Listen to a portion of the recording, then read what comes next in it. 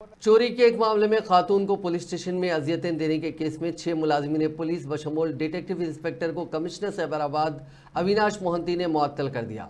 मुतासरा खातून, जिसकी शिनाख्त सुजाता के तौर पर की गई है, उन्होंने इल्ज़ाम लगाया कि डिटेक्टिव इंस्पेक्टर रामी रेड्डी ने दीगर मुलाजिमीन और खातून कांस्टेबल के साथ उन्हें 3rd डिग्री देते हुए पड़ोस में हुई चोरी की वारदात के जुर्म का इतराफ़ करने के लिए मजबूर किया।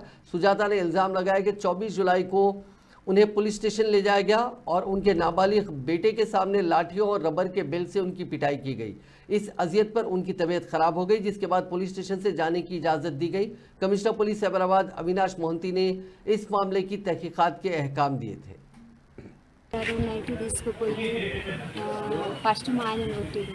మా ఆయనను కొట్టినాక మళ్ళా మా ఆయనను బయటకు పంపించినాక నన్ను తీసుకుపోయారు. నన్ను తీసుకుపోయినాక ఇట్లాంటి ఆపునిక్కరేసిర్రు, బట్టలన్నీ ఇప్పేసిర్రు. ఆపునిక్కరేసి ఈ కాలు అక్కడ జాపిర్రు, ఈ కాలు అక్కడ జాపిర్రు.